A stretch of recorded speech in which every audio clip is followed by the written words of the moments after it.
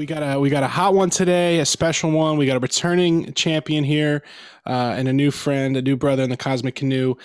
Joining us today here is Kris Wilson. Kris was on the podcast, episode 67 in the archives, way back at the beginning of this year, uncertain circumstances we all find ourselves in. Former NFL player, second round draft pick to the Chiefs. Now he's an independent filmmaker, associate producer at NFL Films. Again, all around good brother, Mr. Kris Wilson. And joining us as well, the handsome man at the bottom of your screen, is NiQuan Lee. And so, Kris, right off the bat, man, what's up? How you doing? What's going on? What have you been up to since last time we spoke? And introduce us here to this handsome fella. Man, I don't remember what month that was, man. But since then, I just been kind of plugging away at it, doing some sports documentary work with NFL Films and a little bit of writing, and taking care of the fam. That's about it, brother. That's the everyman way. So, tell us about NiQuan here. Introduce him and tell us how you guys know each other. Oh, well, Quan is one of my oldest friends. You know what I mean? Like, you lose guys along the way. Everybody who you start out with isn't necessarily who you finish with. But I met Quan back in high school. We played football together, and he just he always was ahead of his time. He was a little younger than me, but obviously we were playing on the same team, so he had something special going on, and he's been able to carry that through. So throughout the years, we've sort of had similar goals and a similar journey. So he's definitely one of the friends that I've been able to keep in contact with, and we've been able to, I guess you could say, see eye to eye on a lot of things, and I think that's helped us to remain friends throughout the years. So Quan, man, that being said, now we understand the backdrop a little bit. You guys started out as teammates. What's up, man? What are you up to today? How's everything going with you, bro? Man, I'm good, man. Everything's great. Working, living, trying my best to be somebody and do something for somebody else, right? That's the way right there. That's the way. Right. So, that's me. I love Kris. I love all my boys. And I try to take care of everybody the best I can and make sure everybody's right. So I check in with everybody and I do my thing and hope that they check in with me too. Absolutely.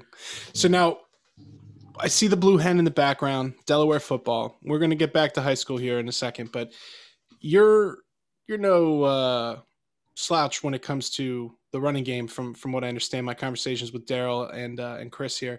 And you played with some serious talent in Delaware that ended up, playing in the league.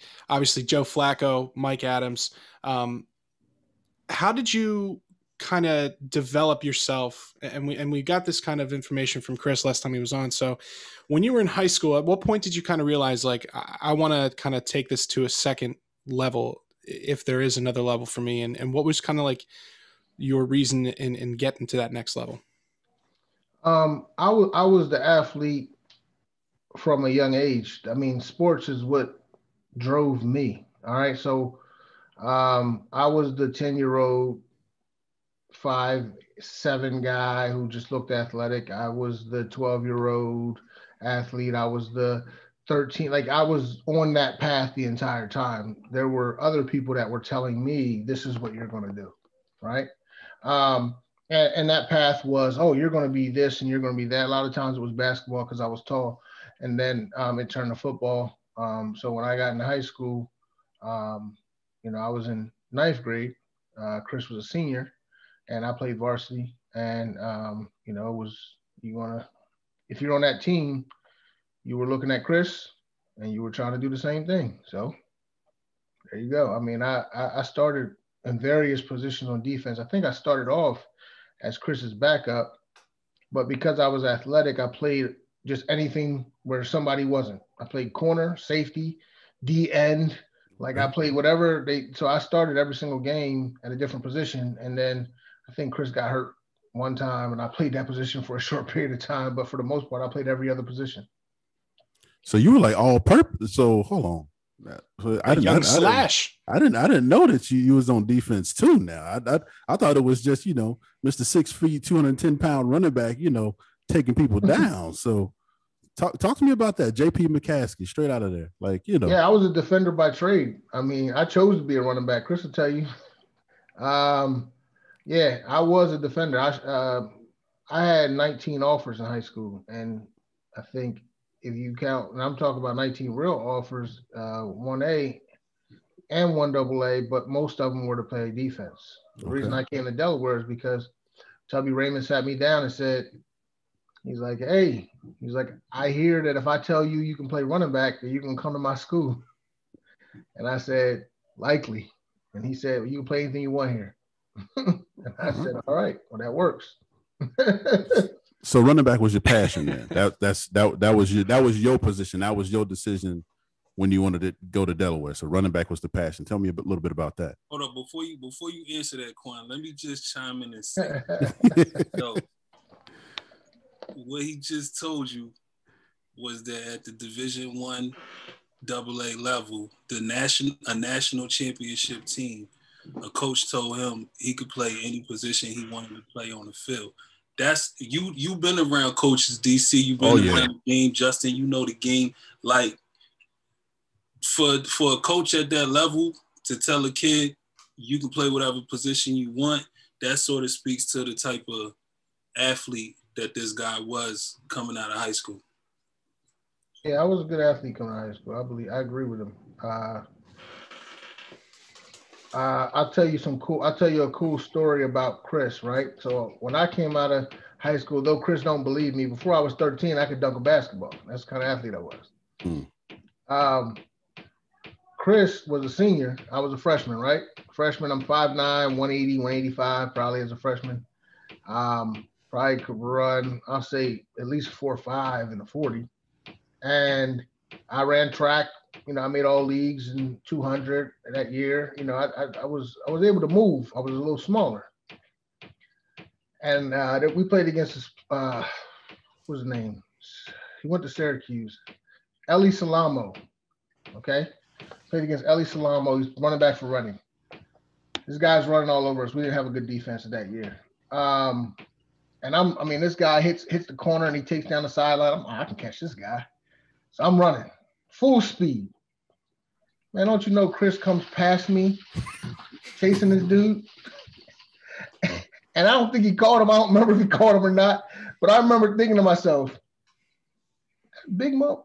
Well, I don't know. You can say You say whatever you want. Go ahead. Yeah, you let it loose. He came back like that's not right. Something ain't right about that. You know what I mean? And that's when I knew something. I was like, all right, well, I'm gonna stick in his back pocket for a little bit. See what this guy's up to. Yeah. Yeah, that's, I remember, my limited experience in high school athletics here. There was a set of twin brothers that were extremely talented, and they played football, track, basketball, baseball, and it was like to the point where you would see like everything would stop and they would run and you would just be like, oh yeah, okay, those are the dogs right there. Like, like everyone knew who it was, and so it's like it's cool that's when you're a performer or an athlete, any kind of competitor, there's a lot of value in being able to identify when someone is better than you and you can learn from them, or just flat out like this guy has a skill that I don't have, and I have to kind of compensate in other ways and find another way to be competitive. I think that's it's a valuable thing that you learn in sports that you don't pick up other places, and then maybe 20 years down the line you get to an office place and there's somebody that's just more prepared than you. It's everything. That's me.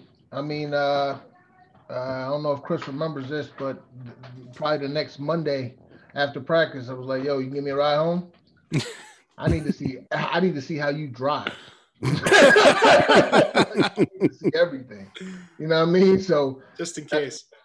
I'm telling you, that's everything for me. My entire career is built off of finding who the person is that you need to learn from and attaching myself to them. Well, that's I mean, that's why I'm always bugging Daryl about something. He teaches me all the time.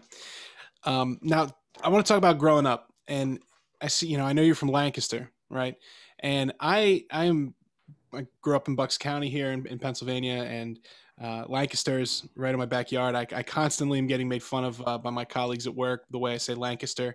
They all say it's Lancaster, and I'm like, that's not the way I say it. It's Lancaster, bro. Lancaster. That's how we say it. And then they all make fun of me. They're like, shut up, you're Amish. And I'm like, piss off, whatever. So now, a lot of people, when you travel, and Chris, you probably relate to this, where are you from? Pennsylvania. What part? If you don't say Philadelphia and you don't say Pittsburgh, they just assume you're near the Amish, or you are Amish or something. Like, it's just like what people think a lot of times. What was it like growing up for you in an area where you're kind of obviously not Amish, but you're doing your thing, and then every now and then there's like a horse and buggy that goes by, and you have this kind of complete insulated culture around you and kind of like woven in. And I was just up there this past weekend, and I parked the Jeep in a spot, and I kid you not, a dude comes up in a horse and buggy, hitches his horse to the pole, and just goes in and does his business. And I was like, huh. And then I come out and I'm wondering, I wonder if the horse is still there. Nobody's taking the horse. So what was it like for you guys kind of growing up in that environment? I'll start with you, Quan. Well, it's interesting. So the Lancaster that is promoted on TV and that people know of and visit the outlets and Paradise and the different things is not the Lancaster that we grew up in. It's very similar to if someone told you, I know, Daryl, you're from Chicago, right? If somebody says Chicago, you picture the South Side of Chicago, or you picture the Bulls. You don't picture $800,000 condos in the Chicago downtown area, right? No. So for us, that's the picture that's painted is the Amish and outlets and stuff like that. And we're actually from a city that's, I would say 60% Spanish and about 15% Black. So you're talking about almost 80% of the population is some color. And then, and that's the city.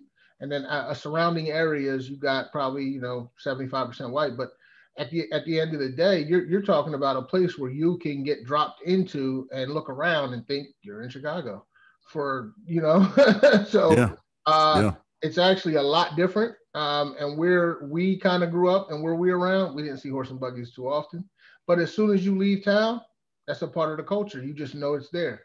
Every once in a while, you'll see one walking around. Amish people do a lot of work on houses and stuff like that. Yeah. Very respectable community, and they respect us too. So that's my take on that piece of it. But yeah, I've been many places. You say Lancaster, and they're like, oh, Amish. And you're like, kind of. Not quite. Well, it's funny you mentioned that because a couple months ago when I was out there the first time, I was telling Daryl how we went into Lancaster City, and I was saying how there's a lot of similarities here. Like there's poverty here and there's farm poverty over here. Like, there is, but it was two very different worlds, coming from the Shady Maple Smorgasbord over, we went to the Lancaster Brewing Company, and it's just like, like you said, it's like you're passing through Pennsylvania, you didn't realize there was a city here. You go two blocks north into and a block west, and you would think you were somewhere else from the Lancaster Brewing Company. I mean, it's different worlds. Absolutely. Well, let me ask you this, because and I'm going to piggyback off that story you just told about Chris. How he kind of ran right by you. So every year here at NFL Films, we do this flag football game, right? And we never lost. The producers never lost to the seasons, never lost at all. It was just I'll be out there just kind of rushing people or whatever and doing it. And the first year that Chris becomes a part of that group that comes in that seasonals, he mosses everybody. Everybody. Oh my God. I think he put it on the social, but he was one arm catches and it was thundering and raining out there. He doing this stuff in the rain, slow motion, just mossing everybody, man. So when you say you look up to a person like Chris, I mean, hell, Chris is the type of person I look up to up in Phil's, because just like the same dog that you had when you was at Delaware, just like the same dog you had to get out of JP McCaskey, you know what I mean? That's the same type of dog that Chris has now as a as a consummate professional. You know what I mean? Let's talk about that. Let's talk about running back, that type of mentality. How does that like inform your person today? You know what I mean? You talk about giving back. How does that, define you? Man, it's in everything I do. So I had two different ways of growing up. I grew up first with my mom in a situation that I wouldn't put anybody in. And then my uncle decided to take me on, which is the most amazing thing that's ever happened to me. And I saw the other side, right? I saw a person that gets up and goes to work every day, works 60, 70 hours a week to make sure that you have everything you want. He said, if you achieve this goal, you will get X. And then every single time I got X, so I wanted to achieve another goal. My uncle used to give me 50 cents a yard in high school, and I'm out there rushing for, 175 yards and then catching for, 50, 75 yards in the game. So I'm getting checks, I'm getting paid. I feel like I got a job, you know what I mean? But he wanted it to be important to me, and he wanted me to see the value, right, of doing well in that. And it paid off for him. Well, more so for me one day when I got a scholarship. So in my upbringing and my entire situation, I've always seen the value in following and being like kind of influenced by the right people. And then it carried on to college where I put myself in the right groups, and I still have a great group of college friends. I have a great group of high school friends, and continue now. Like at work, I understand, who has the career path that I'm on, and I attach myself in those kind of situations. And I try to be the person that my kids want to attach themselves to, right? And I try to be the person that other people want to attach themselves to, and then I reach back, right? So I look for kids that are like me or in a situation where they need some help. And one of the things that I've taken on to is finance and money. And I really felt that I was done a disservice most of my life and not understanding it. So I chose to teach myself. And that's something that nobody else around me had the right expertise in that I was looking for. So I figured out how to teach myself. And once I learned it, it changed my life. And that's when I really started seeing the other side of life. And I started saying, you know what, one day I'm going to start teaching kids this. And then COVID hit and everything shut down. And I said, you know what, this is the time. So I started getting kids on Zoom and started doing groups and started Be Youth, which is my nonprofit organization. And I started teaching kids financial literacy, and it's been fulfilling. I taught it to my kids. My kids are young, they understand it. And now, we probably taught over 100 kids at this point. That was my way. It was to learn and then teach somebody else. See, you make a really awesome point there, and I got to bring that up for all of our Everyman listeners. We always talk about paying it forward and how important that is. Not just for the person next door or your fellow man, but especially when we talk about our youth, because they're going to be the future, right? That's more important than anything. And the biggest thing that you said there is you taught yourself. I want to rewind back to that. Like, how did you do that? Because you know what, it's somebody that's going to be listening to us and like, yo, man, like NiQuan taught himself. Like, what resources did he use? Like, how did he devise that so he can pay it forward and be instrumental in some other children's lives, the youth? You know what I mean? Yep. So I started putting myself in so I ask questions. I don't have a problem asking questions. I'm very forward. So people within my organization, I started talking to people that have job titles where I know they made hundreds of thousands of dollars. And I said, hey, what do you do with your money? I'm sure I've asked Kris at some point, what do you do with your money? Mike Adams is another person I connect with a lot. What do you do with your money? He hooked me up with his financial advisors. Talk to the guy. I came along Dave Ramsey, started listening to that podcast, read his book, right? Learn how to manage my everyday finances, make a budget, make sure there's no debt. Then I started seeing money stack up because I didn't have debt. I'm like, oh, so you don't make money and buy everything you want and then try to save some. You make money, pay yourself, invest in yourself, and don't make bills you can't pay, right? And so then I got into that. I started paying stuff off and I started seeing money stack up. And I'm like, damn, what am I going to do with this? So I started buying real estate. I bought a house, worked out, went back, bought another one. Like, all right. Then I went back and bought another one. I'm like, okay, so this like compounds. Then I read the book. So the Total Money Makeover is the first book I read. And then the next book I read, so I'm like, all right, that worked out. I read Rich Dad, Poor Dad. I'm like, oh, okay, I understand this corporate versus entrepreneurship piece. Okay. So then I was like, okay. And somebody said something to me one day about understanding millions, like understand money by millions. If you learn money in hundreds, you'll make hundreds. If you learn money in thousands, you'll make thousands. If you learn money in millions, you'll make millions. Right. So then I picked up The Millionaire Next Door. Man, that's a good book. And I started reading that, and I started getting into all these books so much. I started listening to them because I'm like, dang, I'm driving so much. Let me start listening to them. So I started picking up all these gems and understanding, and trying it and testing it. And once I started testing it, it all works. It all works. Low interest rates, no interest at all. Save and buy cash. If you can't buy it 3 times, don't buy it. Like, it all works. And then as it started to stack up, I mean, I'm just a kid, right? I'm just a kid that came from Lancaster. I was, just come from everyday parents that had some issues, got passed along to another person, sent off to college, you're on your own, like, and I'm just learning and taking it in. And I'm like, you know what? Like, I started to stack different amounts of money. And then I wanted to tell people, I wanted my friends to know, like, listen, stop what you're doing. And everybody didn't want to hear that. Everybody didn't want to hear that. But it was like, no, you really should stop what you're doing and read all these books. And by that time, I was so far ahead that it was hard to stop back and make people follow every single thing that I had been doing. But I would give the information. And after a while, you give the information for a while, you see people not following. I'm like, you know what? I got to put this together. So I got with my friend Sophia, who she used to be a consultant. She built decks. She worked in HR. And I'm like, let's take all this information and put it on something and let's share it with people. Yeah. And we started doing it. But really, when I say taught myself, man, I started seeking out the information, and then I found resources, and then I just found one, and it just started to steamroll. And I got another one and another one. And then when you test those things, they work, man. Somebody tells you to wake up every day and get into a habit and eat a certain way and work out. I mean, you're gonna get the goal. You're gonna hit your goals. And it's the same way with finances. If you put time and energy into money, you're gonna understand it. And I tell people this all the time. Like, we play football, right? When did you start playing football? At what age?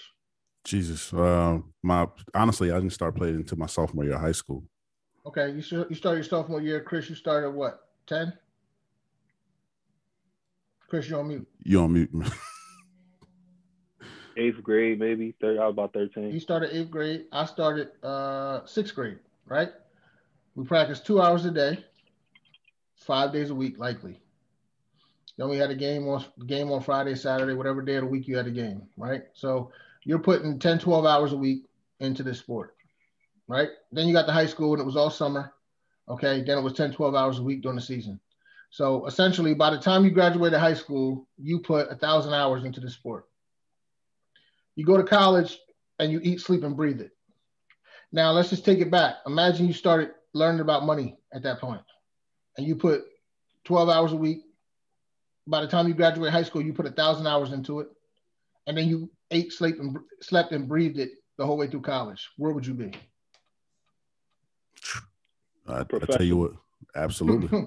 You'll be in a good spot.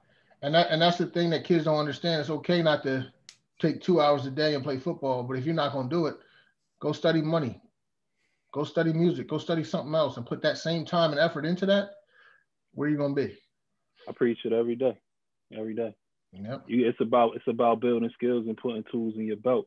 And, we always been taught if you're not getting better, you're getting worse. Like, either you getting better or you getting worse. Ain't really no in between. Ain't really no staying in the same spot. So, like, you got to put that time into doing something productive. Whenever my nephews, nieces, people younger than me who are particularly in their 20s and trying to figure out what they should be doing. Some don't want to do nothing. Some want to hit the moon, right? But I tell them all the same thing. As long as you putting tools in your belt throughout your 20s, you're winning. I don't care what you do. Just make sure you building skills. You can figure out what to do with those skills later, right? Well, because everybody changes careers in their 30s anyway, right? Everybody hits 30 and figures out like, oh, this is not what I really want to do. What I really want to do is this. And you start building your life and putting things together. So like whatever you're doing in your 20s anyway is probably not what you're going to be doing later, unless you've already found your passion at a really young age and you're not like everybody else. But for the most part, what you're doing in your 20s, you're not going to be doing in your 30s. So just make sure you're being productive. Just make sure you're picking up some type of skill that could benefit you in the future. I don't care what it is. You can go into school and go to school for math, and then go to grad school and, you know, study law, and then come back and be a filmmaker later. Now you're studying the art. You'll find a way to put all that together somehow. There's something out there that requires your unique skill set. So as long as you building skills along the way, that's the key to it. And so for him to be doing a financial piece and being that person in young people's lives who, you know, can need a financial education, need financial literacy, it's definitely something productive to do with your time. I mean, if you plan on making any type of money, it would behoove you to know what to do with it when it comes, or you're gonna lose it. And that's, you know, with us athletes, that's what happens with us, right? Like what's the statistic? Something like 80% of guys are bankrupt after a certain amount of years out of the league, a couple years out of the league, bankrupt. Yeah. After you made millions, right? So how many of us could have used financial literacy at a young age? We trying to figure it out once we hit the league. We trying to go to the rookie symposium and get 20 years worth of information in a 3-hour session. Yeah. And then they say go figure it out on your own. So it's always those guys who get it at home, or who got it in high school, or who had parents, who had friends of the family who was giving them these gems along the way, showing them you need to learn this and you need to learn that along the way. Those guys end up better off. Those are the guys who at 6 years are like, you know what? I don't want to play football anymore. You're like, oh man, how could you retire? It's the best job in the world. You're getting paid so much money. And they're like, well, I'm going to be okay. Mm-hmm. I'll be all right, stepping away from the game. Right? Yeah. So you start running into people that are not doing it for the check. Yeah. Doing it for people. I never understood that. You hear people making millions or not making millions and say, oh, I do it for the love of it. And I'm like, how you pay your bills though? And they understood that. They had that security and understood that from the beginning. So now they're doing it and they enjoy it and they can do it. You know, they don't have to wait, you know, they out there half broken and bruised trying to, you know, make sure they create generational wealth for the next generation because, you know, this is all my family has. Like, they're not doing that. You know, they're set up right. And I hope to do that for my kids, and I hope to do that for other people who can do that for their own self. Yeah, I think the key word is. Go ahead, Daryl. No, go ahead. How do you find and identify, students, young people that need this help? Are you tied into a specific group, or, I mean, just networking? How are you doing that? One of my skills is networking. I do a really good job of it. It's kind of what I do for a living, right? I network and work with different people. FYI, I'm a regional manager for a tool company. So I have a team of guys that we work on the relationship building side of the business. We build relationships with large contractors and take care of them and make sure that they're happy with what we're doing, right? So that's something I do very well. And I played on a team with 100 guys, right? That rotated 20 in and out every year, right? So what's that? 200 people that I know within the sports world. 50% of those guys probably work with kids in some form or fashion. And I played on plenty of teams and for plenty of coaches. So I just reach out to that network of people, coaches, teachers.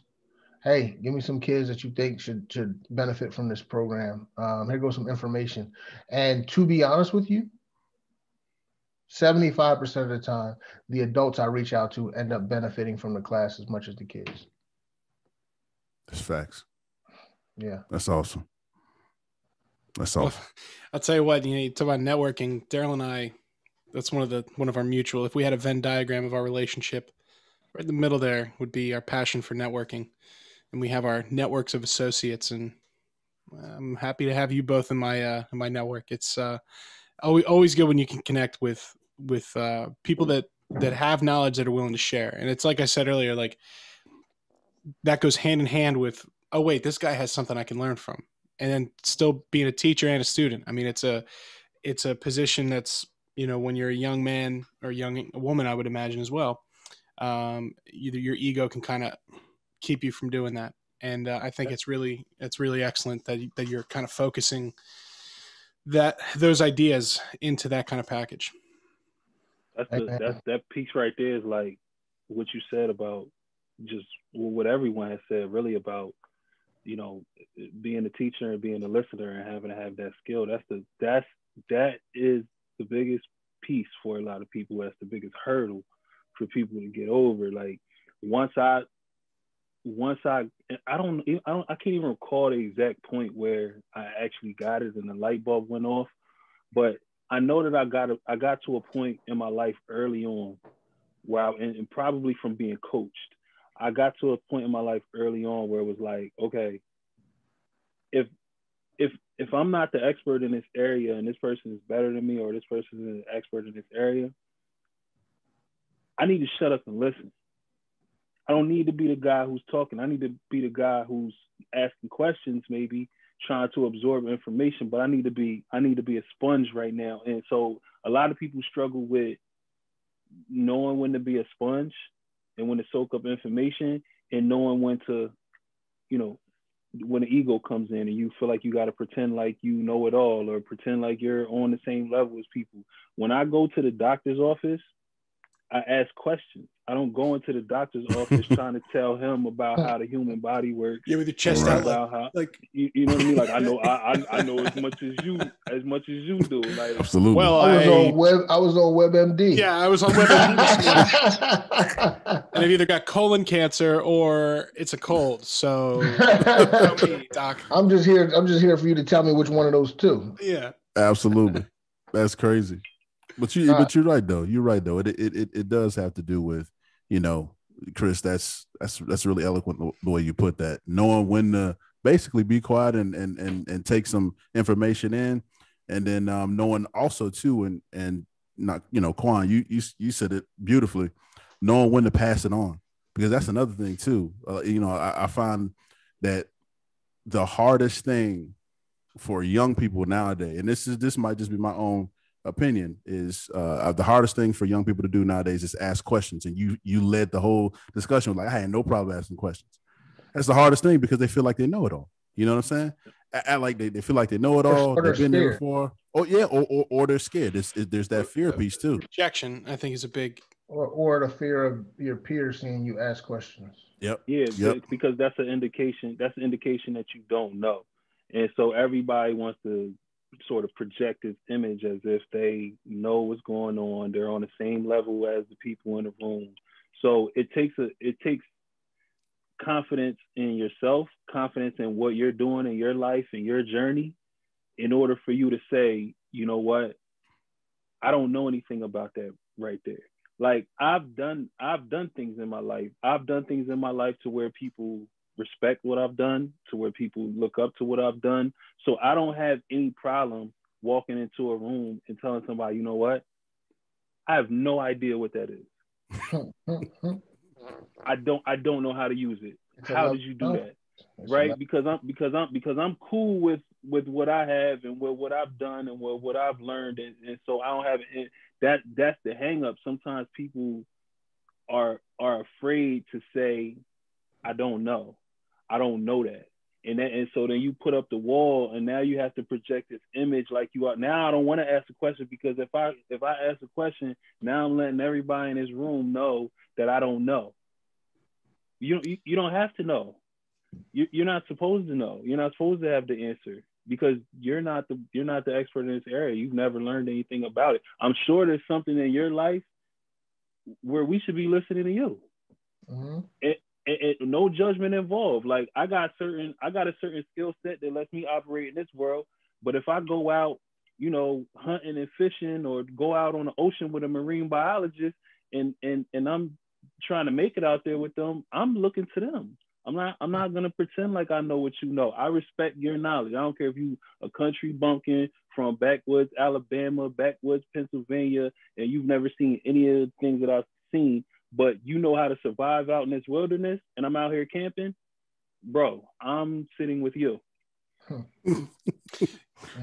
You know, man, and this is kind of all this conversation is really making me kind of think about the way our culture is kind of positioned right now. And this is kind of something that Daryl and I talk a lot about, which is kind of social media and the more negative aspects of what it's kind of created. And when you look at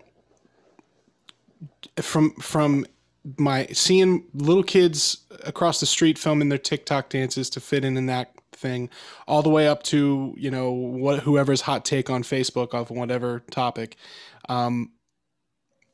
you have this minority of the world that's very vocal, that's presenting a new way of communication through social media into our little brains that are not evolved yet to this method of communication and kind of posturing. And you have all these people, you talk about people being afraid to ask questions. You have all these young people, and people my age, myself even maybe, who maybe they're seeing what happens when somebody asks a question about something on any topic, and they kind of retreat back into themselves because they're like, you know what? Nah, everybody's an expert. Look at this. This guy's he's got 15 Jeeps and a, you know, Dodge Ram and this and that. And, oh, look at all this kid's got every hype sneaker, and, oh, this kid got the iPhone 13. And we have this, you know, this culture of like flash what you have in this brief moment where you're only seeing somebody's minute in their day that's curated, and then it's stuck in your mind for it could be a lifetime. And I think you have this compounding problem of people kind of presenting themselves in a way that's not accurate, and then people being confused and unsure, so they just kind of keep quiet. So they're like, why would I ask questions? Why? It's not cool to invest or to get educated. Like, it's just not cool, and I'm not even gonna ask about it, you know. And it's almost like we've kind of elevated things that push those down, like intentionally. Like, one thing goes up and the other goes down. And I said to Daryl all the time, like, man, sometimes I get confused on what, like, I don't know if I'm just getting old and I'm turning into like my dad, but sometimes I see some things, I'm like, what are we doing here?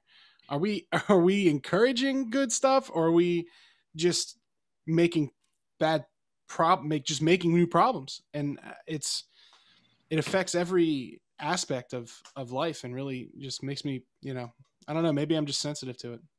Well, I think go ahead. I want to say, I think it's real. I'll be honest, I don't know how much it affects me, because I see it for what it is. And I don't know if a guy is up there with 50 cars, but he got diabetes. I don't want to deal with diabetes. I'd rather not have his cars. You know what I mean? Like, I don't know. There's always something else going on. Yep. And my kids are too young. I don't really let them on social media at this age. Their social media is what I say. And if I tell them that having one car and paying $5,000 for it and buying it cash is the right thing, that's what they know. You know, I think that we have a standard operating procedure in my house, and if you don't know, you got to ask a question. And you can't come to me unless you've asked. Like, if you're at school and you have an issue, first thing you do is ask the question. If you don't understand the answer to the question, then you need to go up to the teacher and say, "I don't understand the answer. I would like, you have time for me after school, whatever. I want to sit down and understand this." And then when you come to me, it's because the teacher told you no. And that's what I'm going to call her. But at the end of the day, there's two questions that have to be asked to let somebody know you don't understand. I expect that will happen in their social groups. I expect that'll happen in everything else. I've taught my kids that they're very smart, and they are. And I don't think that, there's somebody else that's going to be able to change that influence on them to be able to say, "Oh, you're stupid because you asked a question." And I think my kid would be like, "You're stupid because you didn't. I asked for you because I know you didn't know either." Yeah. Well, that right there, I mean, again, another topic we talk about a lot is as I've gotten older, like what you're saying right there, social media is what I say, like the benefit of having a parent that's invested, you know, at least one parent that's invested, and being able to kind of encourage and praise that in general. Like that's a huge advantage. Like because they're going to fall back. They always going to have that knowledge of you to fall back on. And like you were saying, compared with financial literacy, like if you don't have that at an early age, you're not just going to all of a sudden get it. And that goes right along with like, because what you're talking about there, you know, your SOP, if you will, is like problem solving and following a chain of command. And that's what like music taught me, was like, okay, I got the tools in my toolkit to teach myself. Now I can teach myself other things. And like, if this doesn't work, you problem solve and you try it this way. And if that doesn't work, and later on in life, that benefits you in any line of work, any group setting, because I've seen it where people are just, there's 5-6 professional guys all making a lot more money than I do, looking around trying to figure out how to do something. And it's like, well, did we check this? Did we check, you know, and you just run through the list. And once you know that startup procedure, kind of, if you will, you can apply that to everything else. Like you're saying, like, hey, I got a question. Okay. I don't understand the answer. Okay. I need more help. Okay. They said no. Like you can model your whole life after following that chain. The way I mean, I see it with my daughter, you know, and I got my daughter and I got a stepdaughter. But my daughter, she's confident. She's capable. She's smart.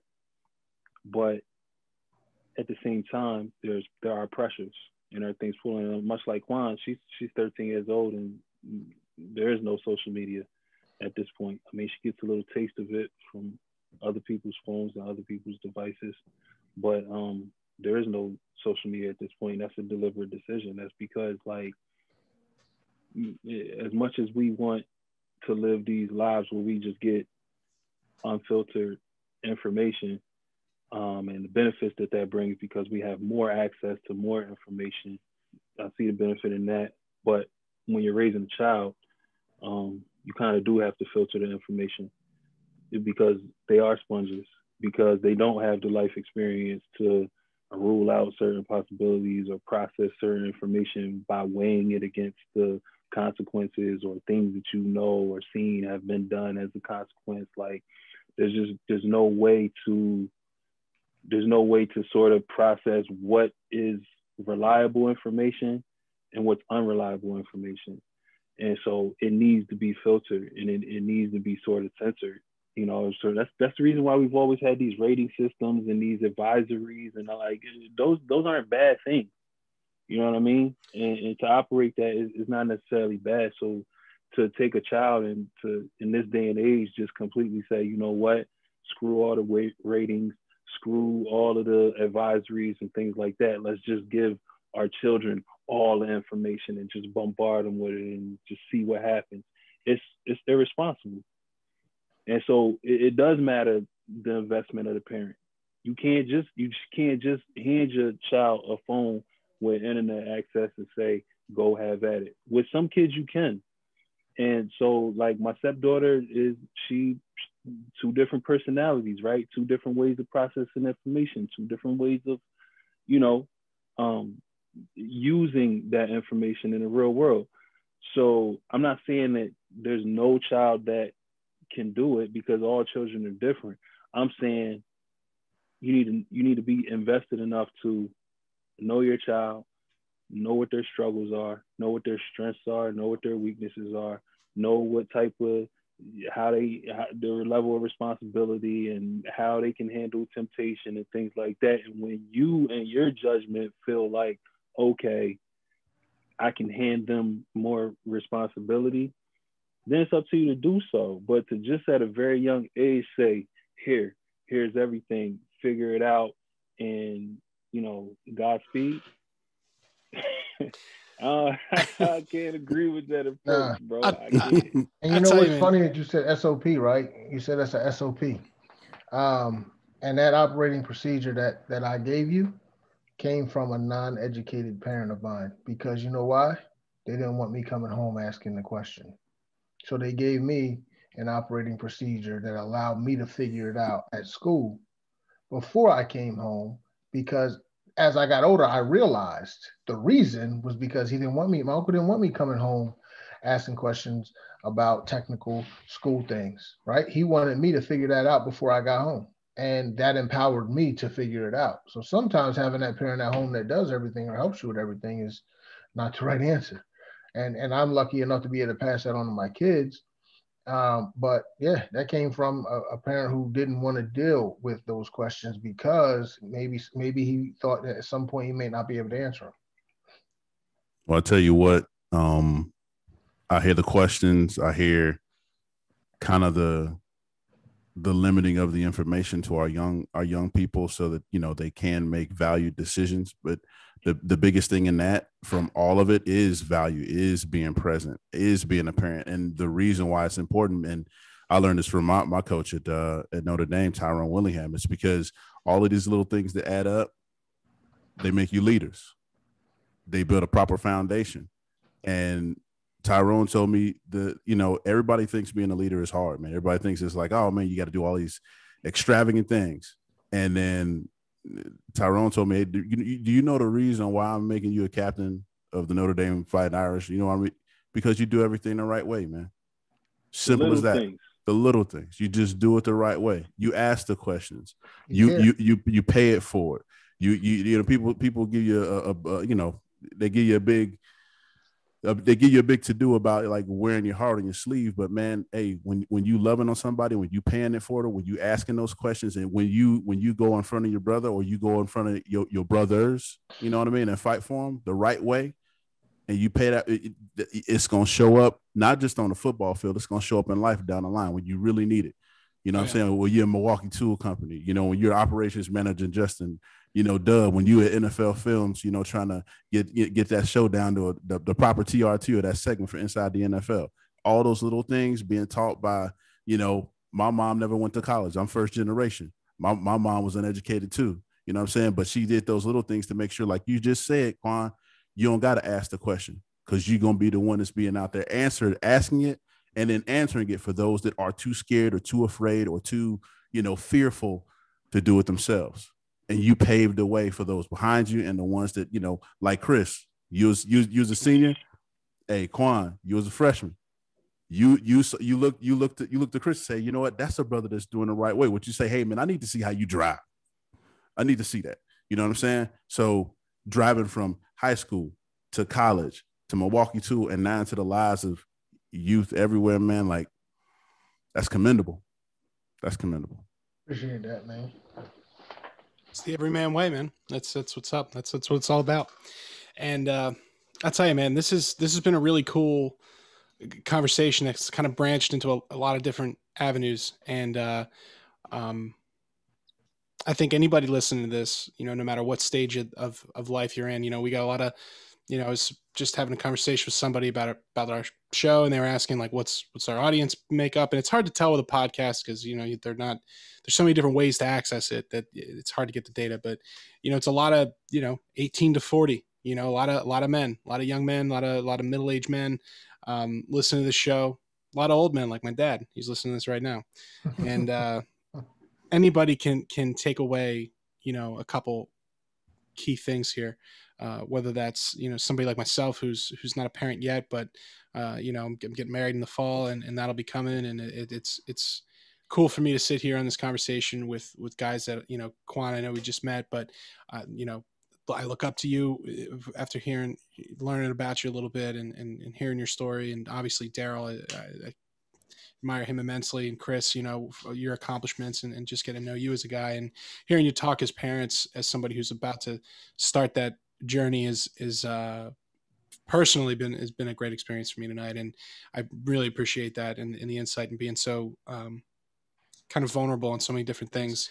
And we absolutely are going to have to do this again because it's too much positivity. It's too much good energy and good knowledge for just one podcast. But I'll tell you what, you guys are true gentlemen, scholars, all around every man, handsome as all hell. It's been a pleasure to have you on, boys. Appreciate it, man. DC, get that. I know you got the crib over there, man. Get the fire pit going. So when the weather the weather turns, we get out in the backyard. I already told you. You know, Candace is waiting. She's trying to get the girls over here. You know what I'm saying? You got a little over half an acre for us to run around and do some crazy stuff, man. Get them over. Let's go. Let's make it happen.